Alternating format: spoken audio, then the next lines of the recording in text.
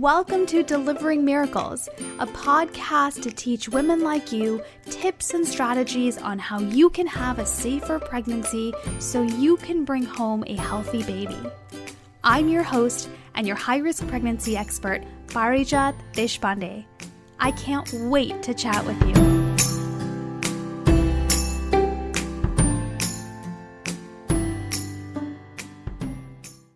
Do you know what I love? I love asking questions.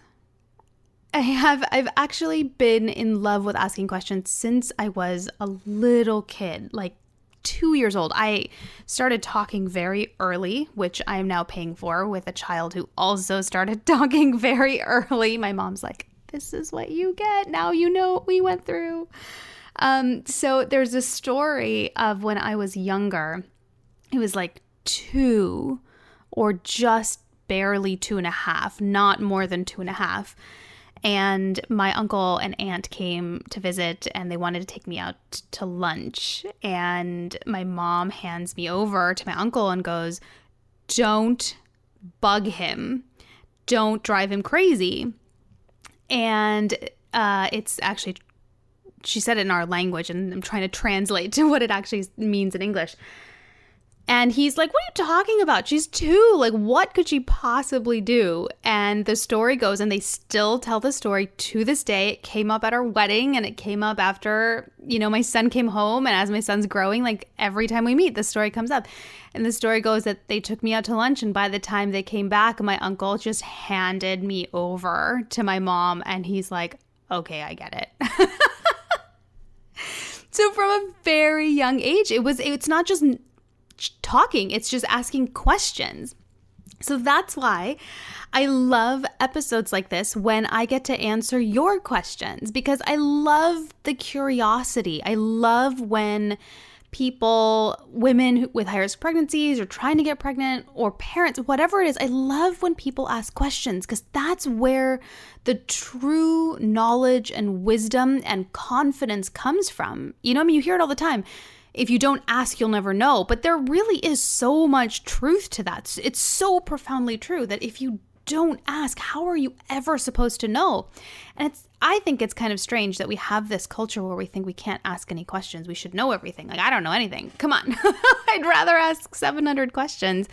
So that's why I love episodes like today. And I've got a bunch of questions that came through. And if you are ever interested in asking a question to be answered on the podcast, I'd love to hear from you. So you can just shoot me an email at podcast@parijatdeshpande.com. That's podcast at parijatdeshpande.com. And you can certainly say that you want it to be asked anonymously. I don't have to use your real name with it, but it's a great way for the listeners to also know that they're not the only ones thinking about this, and it's a great way to get your questions answered. And you know that I totally support it because I ask so many questions myself. So it's all good. So let's just jump right in because I've got a bunch of them today and they're really good, and I know they're going to be really interesting for you to listen to also. So we're going to start with Beth. Beth writes, I just found out that I'm pregnant. Congratulations, Beth. And I keep hearing about women who are high risk. What does having a high risk pregnancy even mean? How do I know if I'm high risk? This is a really great question. And this is actually a question I get all the time. And I think this is kind of the product of having so much information overload. As you hear all these things, you read about all these things. Obviously, you've got celebrities who are talking about being high risk. And then you start wondering, oh my gosh, is this me? Is this going to happen to me? How do I know? And those thoughts start going. So number one, kudos, Beth, for reaching out and asking this question. I love it. So high risk pregnancy is a really huge umbrella term. And what it basically means is that you are at risk for developing complications. Either you'll have pregnancy complications or baby could have medical complications or both. Now, I want to highlight the word risk, right? It doesn't mean that it's definitely going to happen, but that you're at risk for it, okay? And there's a bunch of different reasons why you'd be considered high risk.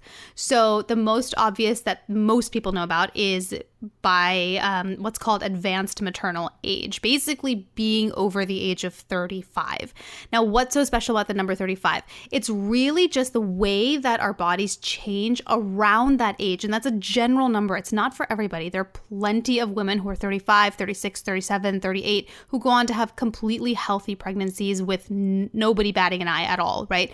But about 35 in general is when hormones start to change and bodies start to change, and you're at risk for developing complications, including miscarriages, including stillbirth, including genetic abnormalities in the baby, including pregnancy complications for yourself. Again, at risk though, so not necessarily it's definitely going to happen. Okay, so advanced maternal age, so over the age of 35 is one. If you're carrying multiple, so twins, triplets, quads, anything like that, you're considered high risk. If you have a history of medical complications that aren't related to pregnancy, for example, if you have severe asthma, if you have diabetes, you've got a heart condition, you've got a thyroid condition, you have a history of cancer, things like that could make you high risk. If you have a history of recurring pregnancy loss, so if you have been trying to get pregnant for some time and they just continue to result in miscarriages, or you've had ectopic pregnancies, or you have, that's considered high risk. Or if you have a history of preterm labor, preterm birth, then you would be considered high risk, history of stillbirth, things like that. So you can see it's a very large umbrella term. So how do you know if you are high risk? Well, for many women, and I don't have an actual percentage on this, but for many women, they don't know that they become they're high risk unless they're carrying multiples, or they're over the age of 35, or they have that history. A lot of women don't know that they're high risk until they become high risk, right? That everything's going completely fine. They're young, they're healthy, they're carrying a singleton, everything looks good. And then all of a sudden there's a complication that arises for them or baby. And that can be really scary, right? And in some ways, sometimes there's no way to really know that. Sometimes there are some warning signs, like if you're very high, if there's very high stress, if you had a hard time getting pregnant, if you went through fertility treatment, then there's some kind of flags that are placed there. Again, not necessarily meaning that you're going to be high risk or there's going to be a problem, but you kind of, okay, maybe I'm more at risk for becoming high risk than the average woman, things like that. So, but for a lot of women, it's just a huge surprise. And so you don't know. And the best way to prevent that is to really make sure that you're taking care of your overall health. So going to the doctor, going to your prenatal appointments, taking your prenatal vitamins, taking folic acid, increasing your folate intake, nutritionally, things like that are really, really important, and you have to do them. But they're not enough, right? So you also want to make sure that you're sleeping at least 7 hours a night. You want to make sure that you're exercising as long as your doctor has approved that as safe for you. Moderate exercise, like 30 minutes a day, is great for you for lowering your risk of complications. You want to make sure that your stress levels are low. And I say this every time, but stress is not the same as anxiety. So you want to make sure that your anxiety is low, but also your overall stress is low. So inflammation's low in the body. You want to make sure you're sleeping well, you're eating well, you're staying hydrated, that you are surrounded by positive, healthy relationships. All of these things really, really matter. And you don't have to get it perfect. I don't want you to feel overwhelmed that, oh my gosh, how am I going to do all of this? That's so much. You don't have to get it perfect, but take some time to think about, where can I improve? Where are some places that I can do better? Is it in my relationships? Is it in my sleep? Is it in my anxiety levels? And reach out for support and help when you realize that you can do, there's room for improvement, because we all can use it, right? It's not just you, Beth, we all can use it. And take that time to really investigate. And that's when you're going to really be able to help yourself get through your pregnancy, lower your risk of becoming high risk, or if you're already high risk, lower your risk of developing additional complications. It really works. I see it with my clients all the time, and that's what I would encourage you to do. And if you are high risk, one last thing I'll say about this, or if you think you could be high risk, go talk to an MFM. They're a maternal fetal medicine specialist, also known as a perinatologist, also known as a high risk OB. I don't think I know of very many professions that have so many names for the same thing, but they're great. They're great at monitoring this. This is exactly what they do, is they work with women who are specifically high risk, so they know their stuff very, very well. So get the support early, talk to them. If you think you're going to be high risk before you even get pregnant, go talk to them before you even try to conceive. Get a plan in place so you're going to feel better about your pregnancy when you are pregnant. Okay, Beth? So I hope that this has been helpful. And for those of you that are wondering if you're high risk or what it means or anything, I hope that this is clear to you about what this means. I want you to really understand that it's a large umbrella term. It does not necessarily mean something's going to happen to you or your baby, but it's good to be aware of what it is so you can get the right support as early as possible. Okie dokes. That was Beth's question. Great question, Beth. So now we are moving on to Rachel. Rachel says, I am 27 weeks pregnant and dealing with an incompetent cervix. I'm dealing with a lot of unexpected anxiety. Should I brace myself for a more difficult postpartum period, or does the anxiety typically fade away after birth? Such a good question. I could actually do an entire episode on just this question, Rachel. So thank you for asking, and congratulations on making it to 27 weeks. I know that's a really big deal, especially when you've got an incompetent cervix. And for those of you who don't know, an incompetent cervix or cervical insufficiency is basically when your cervix starts to shorten early in the pregnancy. So typically in a pregnancy, your cervix is long and closed, kind of like, what am I thinking of? Like a gate, that lengthens. That doesn't make any sense. Okay. You know what I'm talking about. Your cervix is basically the opening between the uterus and the vagina, right? And so when you're pregnant, it closes up and it lengthens, and it's basically keeping the baby inside, right? And over the course of a typical pregnancy, your cervix will shorten up until dilation and then until delivery. That's what dilation is, right? It shortens and then it opens. With women who have an incompetent cervix, also known as cervical insufficiency, that happens too soon. And it can be very scary because, your body's basically responding to something that's happening weeks and months way before it needs to be happening. And so it can be risky for mom and for baby. I mean, for mom, mostly just because she could be delivering too early. She's at risk for developing an infection possibly. But this is a huge reason why babies are born preterm, is because of cervical insufficiency. Not everybody does. There are women who stay pregnant for a long time who have an incompetent cervix, but many of them do also go on to deliver preterm. So I don't want to scare you, Rachel, but I just wanted to inform everybody who's listening. If you don't know what that is, that's what's going on. So, okay. So we're talking about anxiety though, right? That's what your question is should I brace myself for a more difficult postpartum period? Or does the anxiety typically fade away after birth? Okay. I'm going to be really honest with you, Rachel, and to those of you who are listening. I hear this a lot from moms, and I'll be honest with you, I used to feel this way too. Your eye is on the prize, right? Which is I just want my baby to stay inside, to be healthy, and then to come home. And we don't think about the rest of it because we just can't. There's so many hurdles to even get to baby coming home that everything after that feels like it's going to be a piece of cake, and you just can't really wrap your head around it. But here's the reality, okay? The truth is everything does not go away just because baby comes home, okay? What you're going through is a traumatic experience because you've just been told that your body's kind of almost preparing to deliver way, way, way before it's ready and baby's ready to come out, right? That is a traumatic experience. And while it is still very possible for you to stay pregnant until term, Rachel, I don't know the rest of the details of your pregnancy, but it's still possible. There's still hope. Knowing that you're that much closer to the end than you wanted to be at 27 weeks is scary.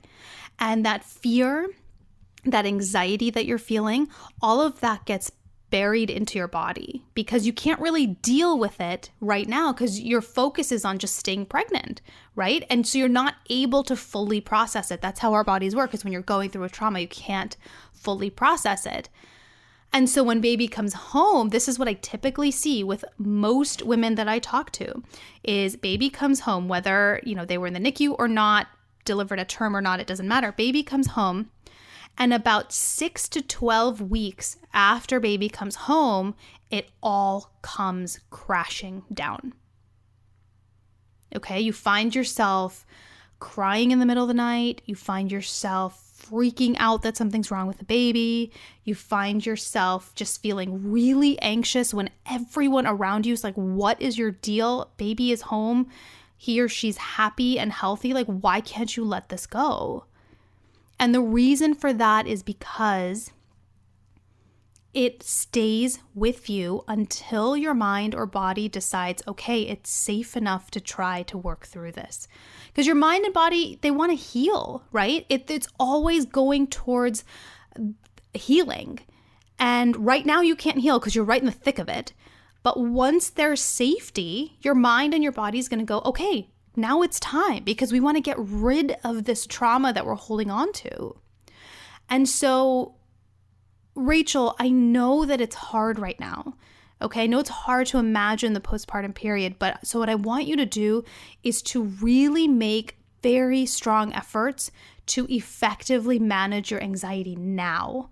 Because the better you do it now, the less of that baggage you're going to carry into the postpartum period. Because I see it, like I said, I see it so often. I see it way too often. It's heartbreaking that women say, well, I'm just not going to deal with it now. I'm just not going to deal with it. It'll get better when baby's born. And then I get an email from them, and it's almost always 6 to 12 weeks after baby comes home, whenever that is.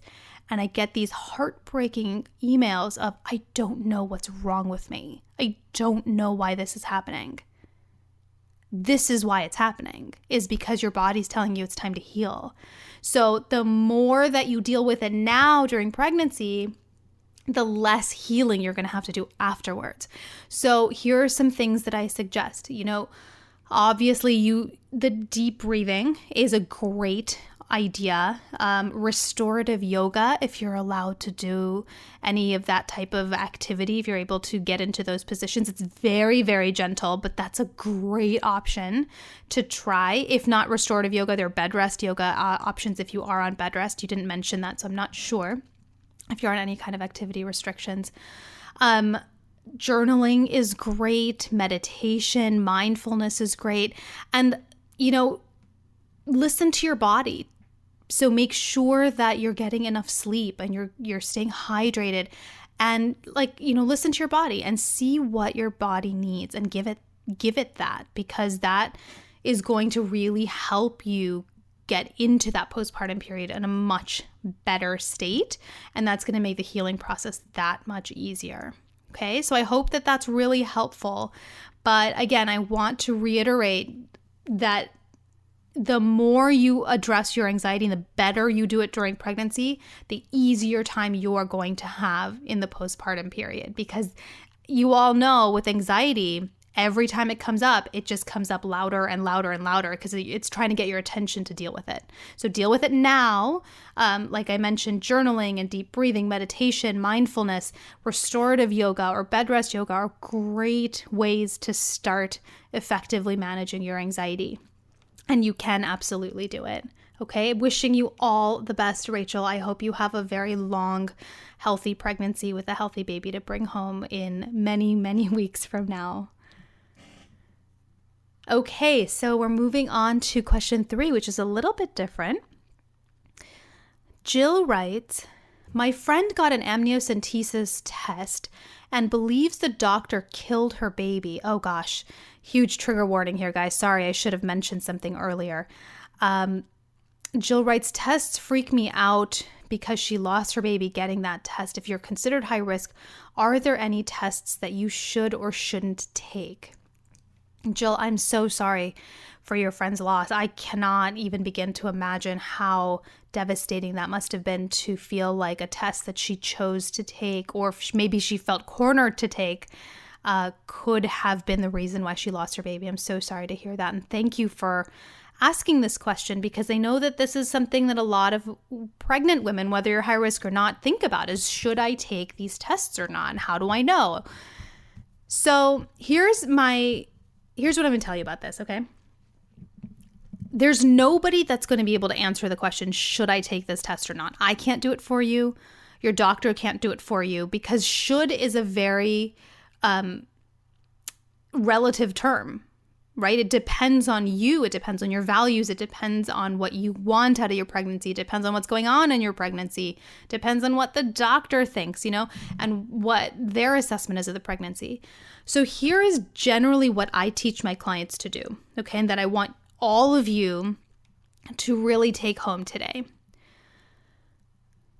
Don't agree to any testing or any kind of medical interventions or treatments until you completely understand why you need to do them and what they're for.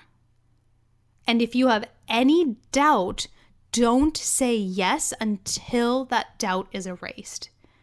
Okay, so if your doctor tells you, hey, I think we should consider an amniocentesis, or hey, I think we should do cervical checks every week, or hey, I think we should consider you for XYZ treatment or surgery or medication or something.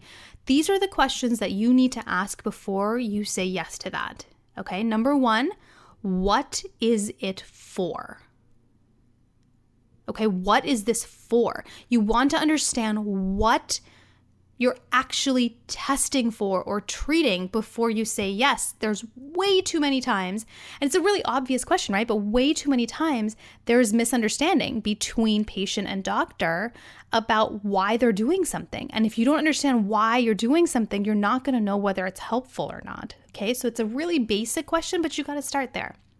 The number two, you want to ask, why do you recommend this for me and why not something else? So, for example, in Jill's case, her friend whose doctor must have recommended the amnio, she can ask, so if you find yourself in that situation, you can ask, why do you recommend an amnio? And is there something else instead that's going to test for whatever this is testing for, right? It's great to know what the options are.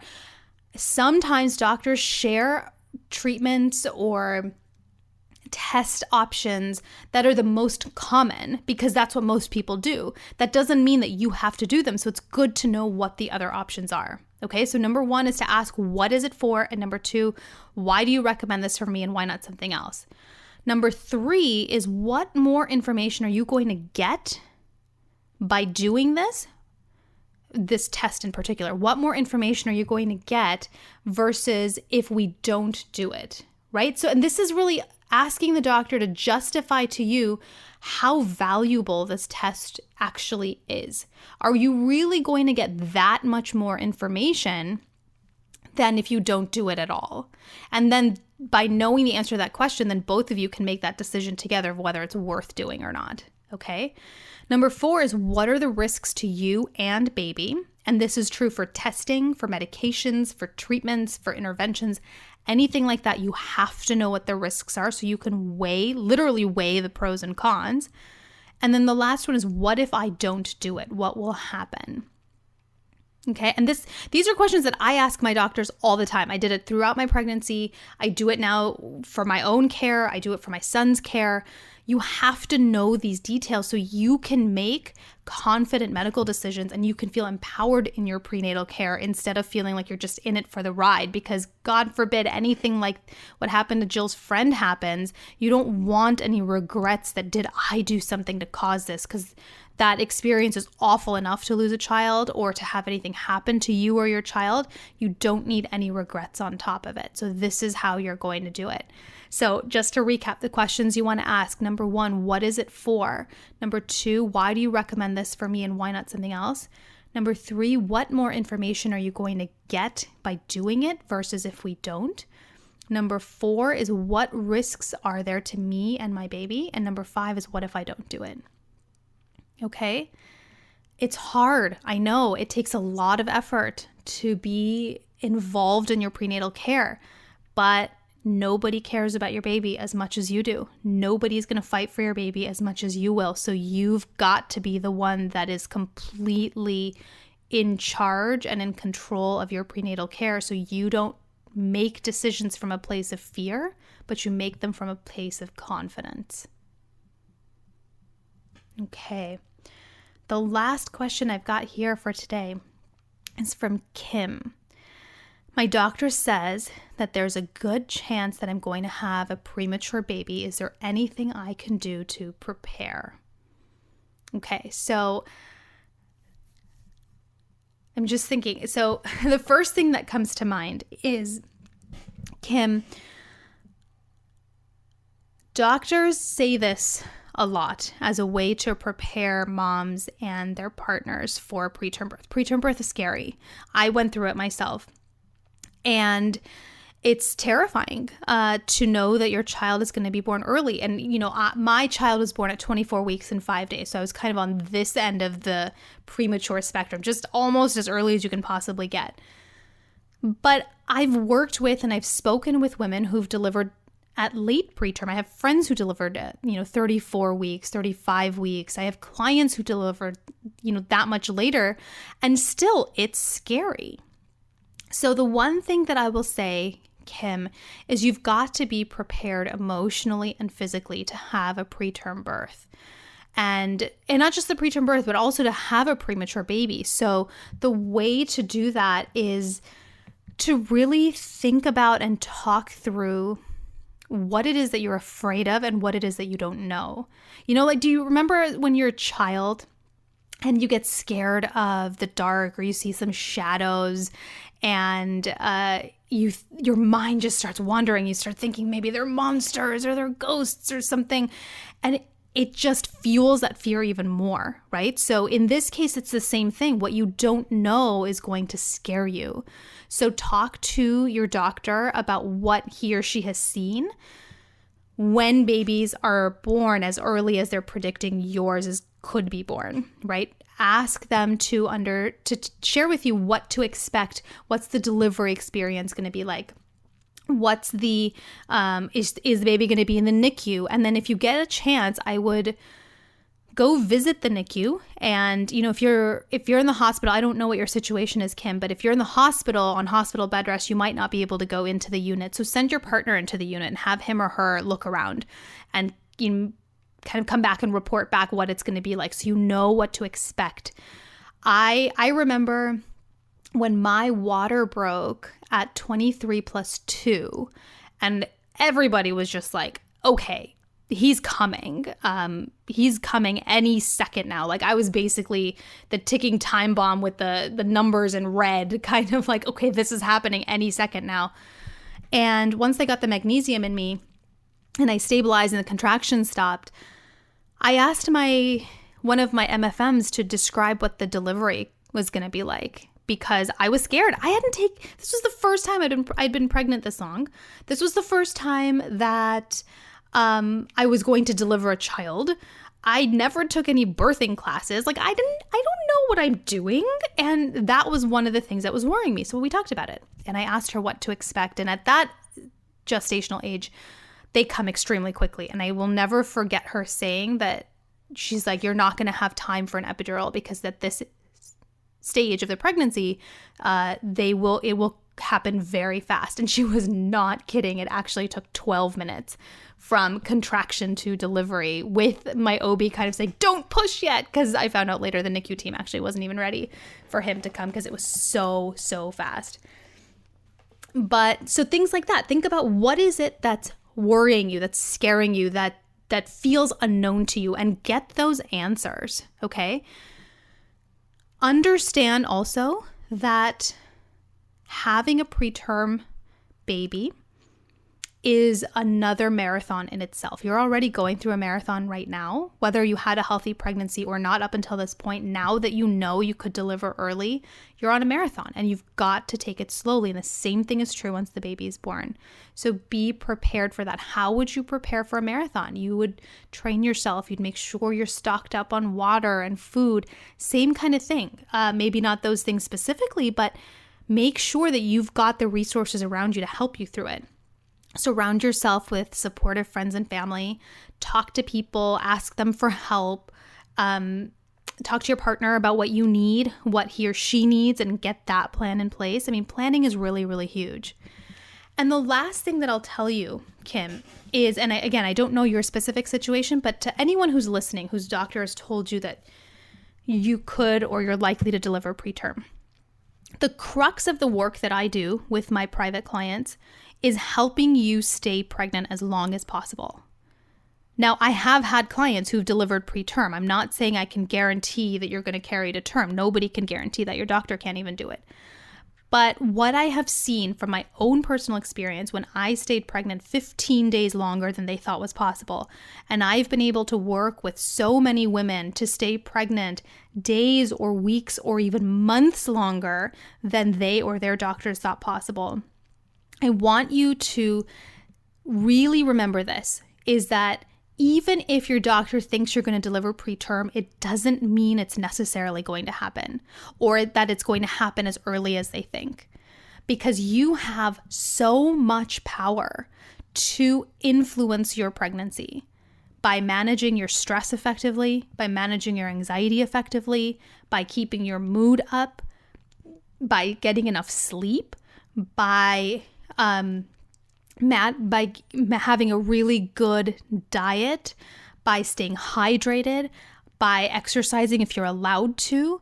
You know, these seem really small, but they are extremely powerful. And I have so many clients who are living proof that it works to stay pregnant a little bit longer.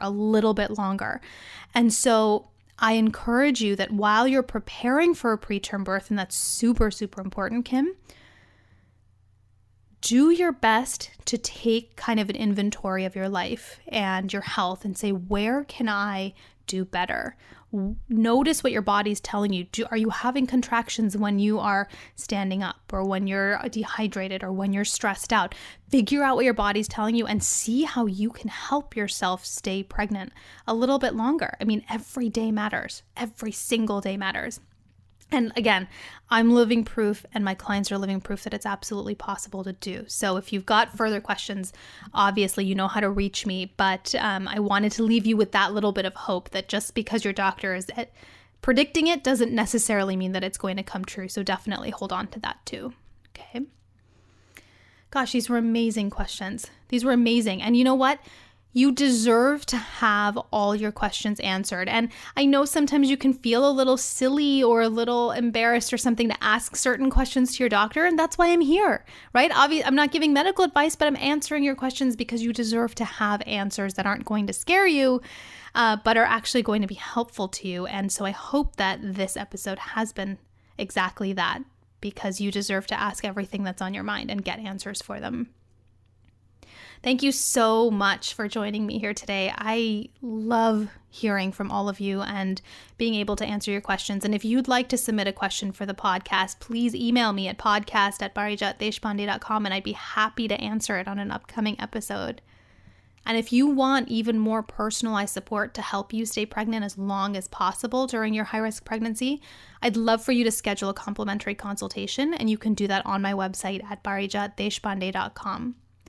And I would love to stay in touch. So follow me on Twitter and Instagram. The handles for both are Parijat Desh. So definitely follow me there and come by and say hello. As Paul Samuelson says, good questions outrank easy answers. So keep asking your questions. None of them are too silly, too stupid, too anything. You deserve to ask all of them. That's how you're going to get through your high-risk pregnancy with less anxiety, less fear, and more hope. Take it one day, one step at a time. You can do this.